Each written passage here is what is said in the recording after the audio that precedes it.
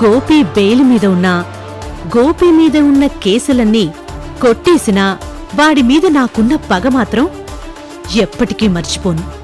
అది గుర్తుపెట్టుకో. నేను మాట్లాడొచ్చా మేడం? మీకు గోపి మీద కోపం ఉందా? మీ తమ్ముణ్ణి చంపిన వాడి మీద పగ తీర్చుకోవాలనుందా? నా తమ్ముణ్ణి చంపింది గోపి కాబట్టి వాడి మీద పగ తీర్చుకోవాలనుంది. చూడండి మేడం, మనం అనుకున్నదే నిజం అనుకుంటే చాలా పొరపాటు అవుతుంది. ఒక్కోసారి మీ నిర్ణయం కూడా తప్పు కావచ్చు కదా. మీ తమ్ముణ్ణి చంపిన వాడి మీద పగ తీర్చుకోవాలి అంటే దానికి సంబంధించిన ఆధారం నా దగ్గర ఉంది. లేదు, గోపి మీద ప్రతీకారం ఉందంటే చెప్పండి. మీకు నచ్చిన పని మీరు చేయండి. గోపిని ఎలా కాపాడుకోవాలో నేను చూసుకుంటాను.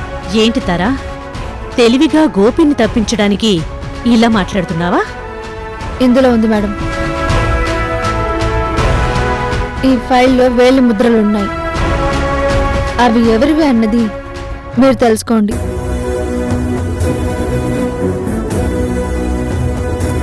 అలాగే మనకొకసారి గ్లౌజులు దొరికాయి కదా. ఒక వ్యక్తి తగలబెడుతూ ఉంటే ఆ సగం కాలిన గ్లౌజుల్ని మీరు టెస్ట్కి పంపిస్తానన్నారు.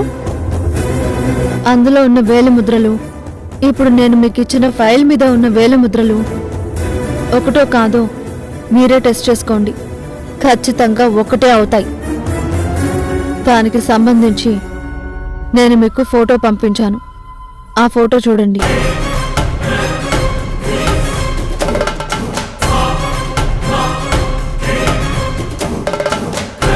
ఇప్పుడు ఆ ఫోటోలో ఏ వేళ్ళైతే కనిపిస్తున్నాయో ఆ చేయి కత్తితో మీ తమ్ముణ్ణి పొడిచి చంపేసింది.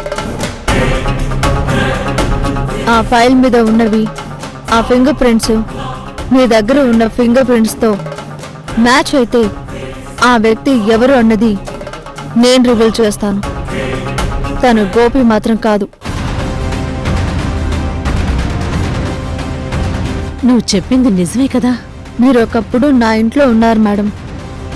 నేను మిమ్మల్ని నా సొంత మనిషిలా అనుకున్నాను. ఆ అభిమానం నాకు ఇప్పటికీ ఉంది. మీకు అబద్ధం చెప్పాల్సిన అవసరం నాకు లేదు. సరే, తప్పకుండా ఈ ఫింగర్ ప్రింట్స్ని చెక్ చేస్తాను. నా తమ్ముణ్ణి చంపాడని నాకు గోపి మీద పగుంది. అది గోపి కాకపోతే నాకు గోపి మీద ఎలాంటి ప్రతీకారం లేదు. కానీ నా తమ్ముణ్ణి చంపినవాడు మాత్రం నాకు కావాలి. వాడిని నా చేతులతోనే నేను అరెస్ట్ చేయించి జైల్లో నరకం అంటే ఎలా ఉంటుందో వాడికి చూపించాలి. ఈ ఫింగర్ ప్రింట్స్ టెస్ట్ చేశాక అప్పుడు నీతో మాట్లాడతాను. Thank you madam. మీ ప్రాబ్లంకి నా ప్రాబ్లంకి సొల్యూషన్ దొరికింది.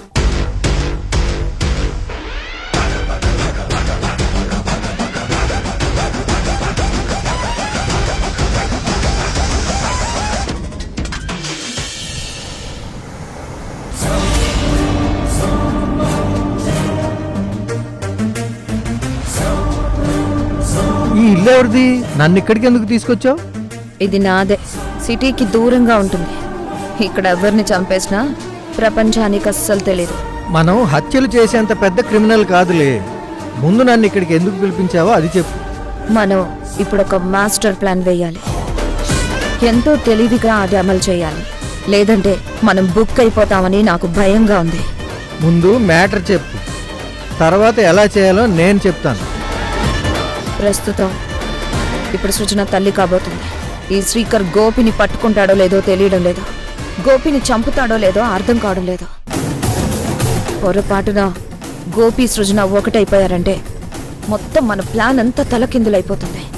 ఆ భయం నాకు ఉంది. గోపికి బెయిల్ వచ్చింది, తర్వాత వాడు కనిపించడం లేదు. సృజన వాడు ఎప్పుడైనా సరే పెళ్లి చేసుకుంటారేమోనని నాకు టెన్షన్గానే ఉంది. అందుకే అసలు సృజననే చంపేస్తే? ఏం మాట్లాడుతున్నావు వసుదా? సృజనని చంపడం ఏంటి? అవును, ఆదిత్య గారి ఆస్తి మొత్తానికి వారసురాలు సృజన. సృజన లేకపోతే ఆయన ఆస్తి మొత్తం ఆటోమేటిక్గా శ్రీకర్కి వస్తుంది. అప్పుడు శ్రీకర్ని భయపెట్టో బెదిరించో బ్రతిమలాడుకోనో మన వాట మనం తీసుకోవచ్చు. లేదంటే ఆ శ్రీకర్ గాన్ని కూడా పైకి పంపించి ఆస్తి మొత్తాన్ని మన పేరు మీద రాయించుకోవచ్చు. అందుకే ముందు సృజనని చంపేస్తే ఒక అడ్డు తొలగిపోతుంది. తర్వాత ఏం చేయాలో అప్పుడు ఆలోచిద్దాం. డబ్బు కోసం కక్కుర్తి పడుతున్నాను కదా అని మా వాళ్ళ ప్రాణాలు తీస్తానంటే నేను చూస్తూ ఊరుకుంటాననుకున్నావా? సుజన ఎవరనుకున్నావు? నా మేనకోడలు. అలాంటి నా మేనకోడల్ని నువ్వు చంపుతాను అంటే నేను చూస్తూ ఊరుకుంటానని నువ్వు ఎలా అనుకున్నావు? ఏదో సృజనకి శ్రీకర్కి పెళ్లి జరిగితే నా అప్పులన్నీ తీరిపోయి కొంత డబ్బు వస్తుంది, ఖర్చులకి ఇంకొంత మిగులుతుంది అని కక్కుర్తిపడి చేతులు కలిపాను. కానీ శవాల మీద సంపాదించుకోవాలనుకుంటే మాత్రం చంపేస్తాను. ఏంటి మోహన్ కొత్తగా మాట్లాడుతున్నావు? మనకు కావాల్సింది డబ్బు. దానికోసం ఏదైనా చెయ్యాలి. పద్ధతిగా అడిగితే ఎవ్వరూ 10 పైసలు కూడా ఇవ్వరు. అదే బెదిరించి అడిగితే భయపడి ఎంతో కొంత ఇస్తారు. అదే ఇలా చంపేసి తీసుకుంటే మొత్తం మనకే వచ్చేస్తుంది. ఒక్కసారి ఆలోచించు. ఏంటి ఆలోచించేది? ఇప్పుడు నిన్ను చూస్తుంటే నాకు చాలా భయం వేస్తుంది. అసలు నీలాంటి దాంతో నేను చేయి కలిపినందుకు ఛే, నా మీద నాకే అసహ్యం వేస్తుంది. నువ్వు నా మేనకోడల్ని చంపాలి అనుకున్నావంటే నువ్వు మామూలు మనిషివి కాదు. నీ నిజ స్వరూపం మొత్తం ఇప్పుడే మా బావగారికి చెప్తాను. నిన్ను జైల్లో పెట్టిస్తాను. మోహన్ అబ్బా!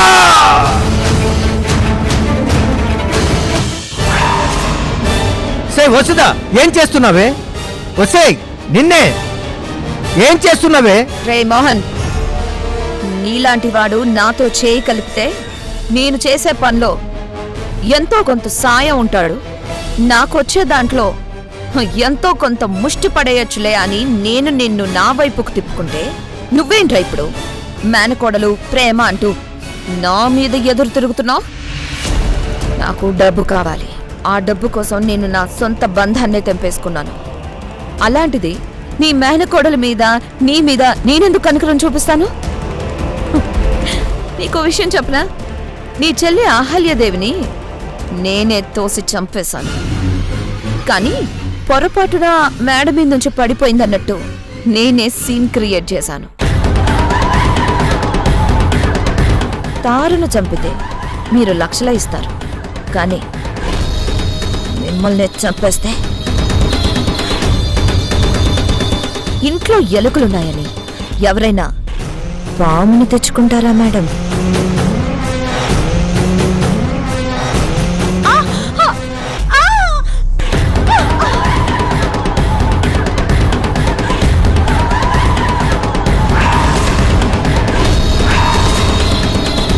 అదిరా వసుధ అంటే. నాకడ్డొస్తే వాళ్ళ ఊపి రాగిపోతుంది. నువ్వు నా వాడు అనుకొని నిన్నిక్కడి దాకా తీసుకొచ్చి మాట్లాడాను. ఇది ఒక మంచి పని అయిందిలే. అదే ఆ ఇంట్లో మాట్లాడుంటే నువ్వు వెంటనే అరిచి కేకలు పెట్టి ఉండేవాడివి. ఇక్కడైతే నిన్ను చంపేసినా బయట ప్రపంచానికి తెలియదు. ఒసే రాక్షసి, నువ్వేం చేసినా చెల్లుతుందని అనుకోకు. అహల్య చనిపోయింది పొరపాటున బిల్డింగ్ నుంచి పడి అని అందరూ అనుకున్నారు కాబట్టి సరిపోయింది. అది హత్య అనే అనుమానం వస్తే నీ పని అయిపోతుంది. అయినా నువ్వు నన్ను ఇక్కడ బంధిస్తే నేను అక్కడ కనిపించకపోయేసరికి నా గురించి వెతుకుతారు కదా, అప్పుడు నువ్వు అంత తేలిగ్గా తప్పించుకోలేవు. ఏం చేసైనా నీ అంతు చూస్తాను. నువ్విక్కడ ఎంత అరిచి గీ పెట్టినా ఇక్కడికి ఎవ్వరూ రాలేరు. నీ అరుపులు ఎవ్వరికీ వినపడవు. నువ్వక్కడ కనిపించలేదనుకో, ఎటో వెళ్ళుంటావులే, లేదా ఎవరితోనో వెళ్ళిపోయి ఉంటావని నేను నమ్మిస్తాను.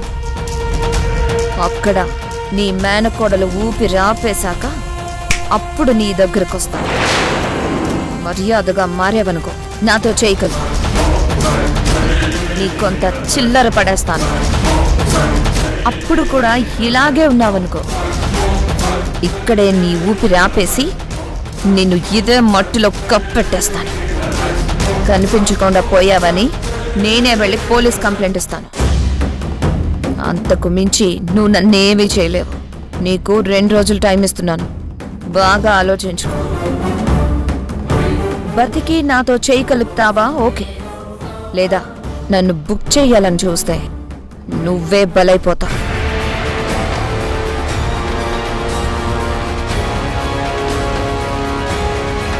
భగవంతుడా, నేను చేసిన పాపాలకి ఏమైనా పర్వాలేదు కానీ సృజనకి ఏమీ కాకూడదు. తను చాలా మంచి మనిషి. తనకేమీ కాకుండా ఎవరో ఒకరు రక్షించేలా నువ్వే చూడు తండ్రి.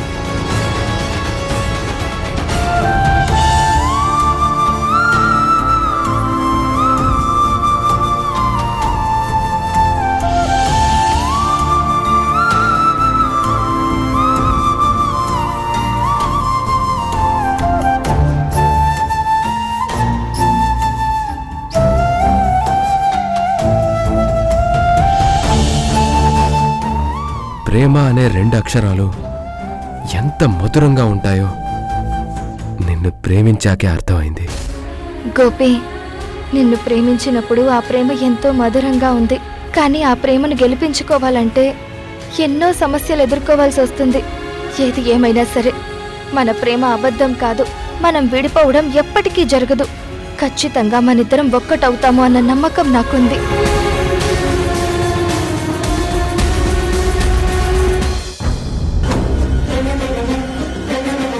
ఇదే కరెక్ట్ టైం. ఇక్కడ ఎవ్వరూ లేరు. ఇప్పుడు దీన్ని ఇక్కడి నుంచి తోసేస్తే వాళ్ళ అమ్మలాగే పొరపాటున జారిపడి చచ్చిందనుకుంటారు. అప్పుడెవ్వరికి ఏ అనుమానం రాదు.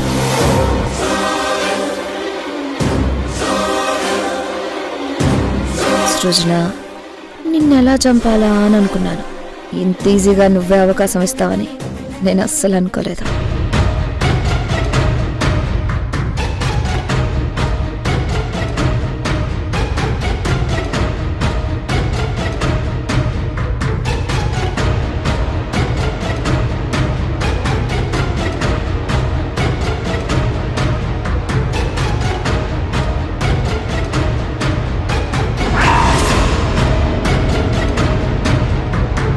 సృజన,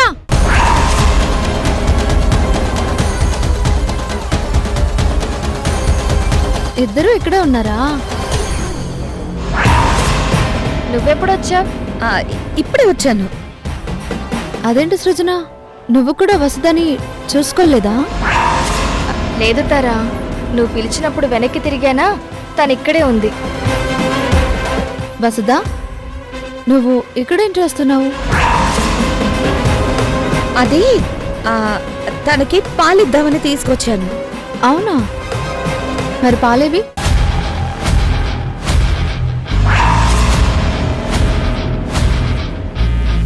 అదేంటి వసుదా, సృజన ఇక్కడ ఉంటే గ్లాస్ అంత దూరంలో పెట్టావేంటి? అది తనని పిలుద్దామని వచ్చాను. అక్కడికి తీసుకెళ్ళిద్దాం అనుకున్నాను. ఎందుకు? నువ్వు అక్కడి నుంచి పిలిస్తే సృజన వస్తుంది కదా.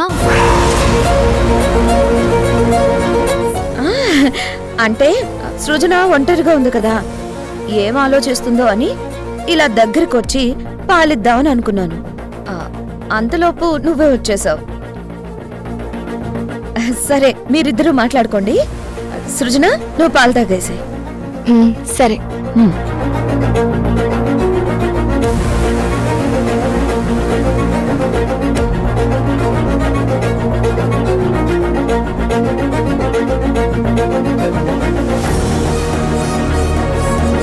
ఏంటి తారా అలా చూస్తున్నావు? ఎందుకో వసుధ మాటలకి చేతలకి ఎక్కడ పొంతన కనిపించట్లేదు. భలే దానివే. తనేమైనా నన్ను చంపడానికి వచ్చిందా ఏంటి? నేనిక్కడ ఒంటరిగా ఉన్నాను కదా, నాతో మాట్లాడదామని అనుకుంది. ఇంతలో నువ్వు వచ్చావు కదా, అందుకే వెళ్ళిపోయింది. ఈ దారి ఇప్పుడే రావాలా? కొంచెం లేట్ అయ్యి ఉంటే సృజన ఈ పాటికి చచ్చిపోయి ఉండేది. ఈ ప్లాన్ కూడా మిస్ అయింది కాబట్టి ఇంకో ప్లాన్ వెయ్యాలి.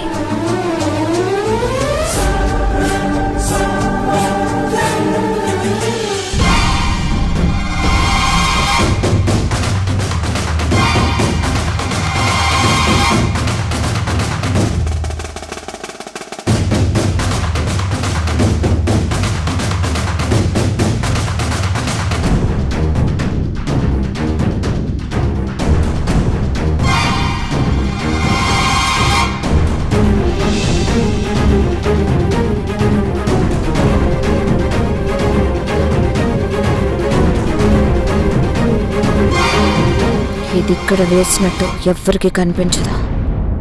దీనికి వాసన కూడా ఉండదు. అందుకే ఈ గదిలో ఇలాంటిది ఒకటి ఉందని సృజన ఊహించదు. కానీ ఒక్క నిప్పు రాజేశానంటే పెట్రోల్ కన్నా వేగంగా బగ్గున మండిపోతుంది. పొరపాటున ఫైర్ యాక్సిడెంట్లో సృజన చనిపోయిందని ఆదిత్య ఏడుస్తాడు. నా మీద ఎవ్వరికీ అనుమానం రాదు. సృజన, ఈ రాత్రి నీకు కాళరాత్రి, నాకు నా కల నెరవేరే రాత్రి.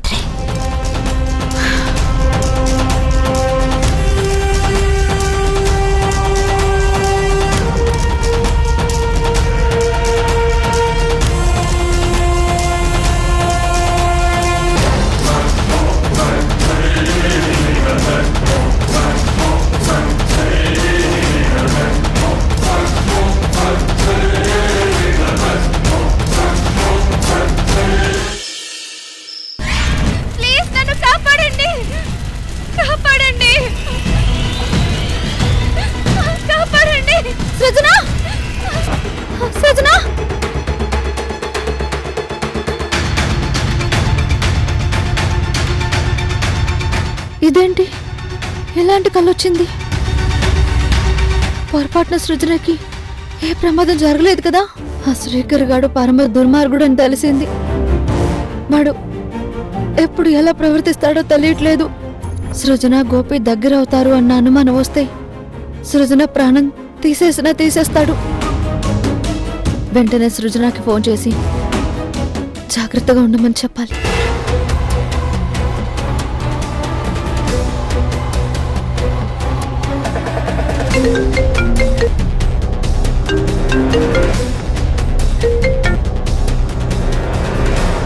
సృజన ఫోన్ లిఫ్ట్ చేయలేదు అంటే సైలెంట్ లో ఉందేమో. నేను వెంటనే వెళ్ళి చూడాలి.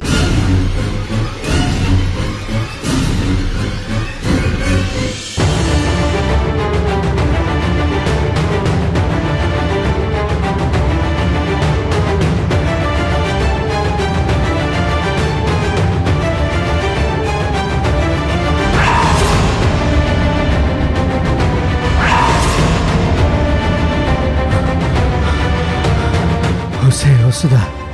నేను ఇంటికి వస్తున్నా. నీ బతుకు మొత్తం బయట పెడతాను.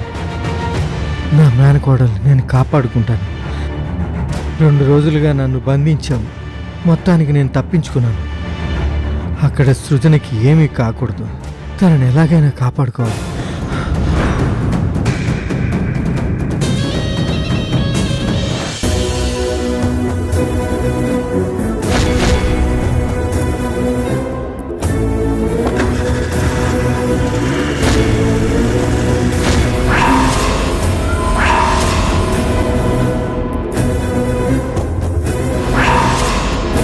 నాకు వచ్చిన కలతో చాలా భయంగా ఉంది.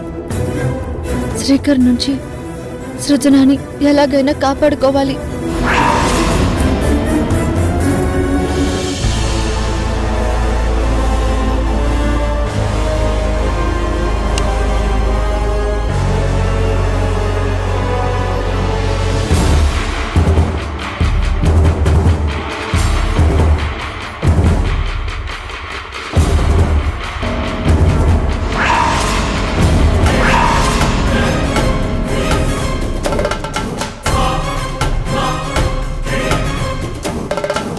సృజన, నువ్వు తొందరగా నిద్రలోకి వెళ్ళాలి.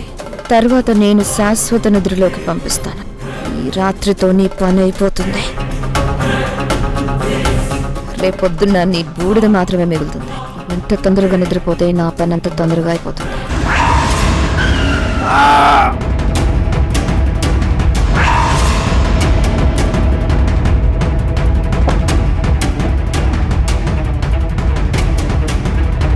మీరా ఈ టైంలో ఇక్కడున్నారేంటి?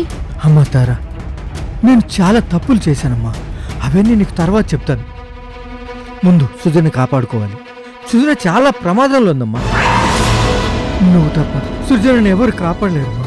దయచేసి ముందు సృజనని రక్షించమ్మా. ఏంటండి, ఏంటి ఇలా మాట్లాడుతున్నారు? అసలు ఏం జరిగింది? చెప్పాను కదమ్మా, నేను చాలా తప్పులు చేశాను. అందుకే బుద్ధి గడ్డి తిని ఆ వసుదతో చేతులు కలిపాను. కానీ అది ఇప్పుడు ఎంత పని చేసిందో తెలుసా? ముందు సృజనని చంపేస్తే ఒక అడ్డు తొలగిపోతుంది. అబ్బా!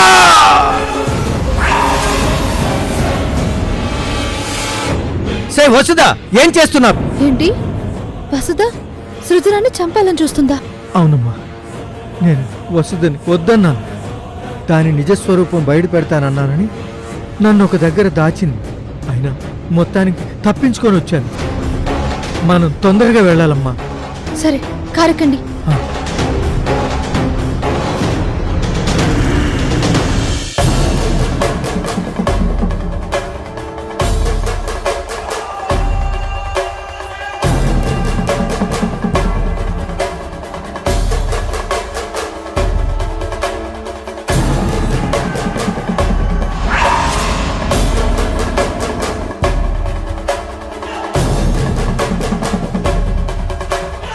నిద్రపోయావా సృజన? ఇంకా సేపట్లో కాలి బూడిదైపోతావు.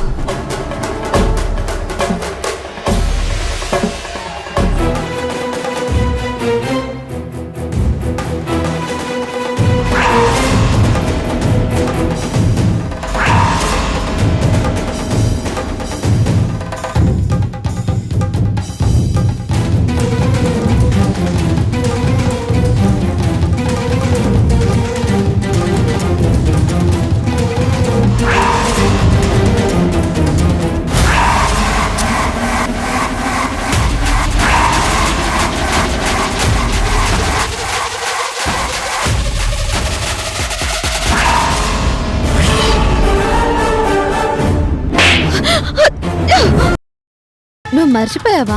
నీ ఫ్రెండ్ పెళ్ళుంది. మనం వెళ్ళాలని మొన్నే కదా చెప్పావు.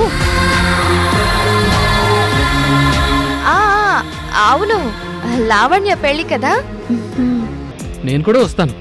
నేను డ్రైవ్ చేస్తాను, మీరిద్దరు హ్యాపీగా కూర్చోండి.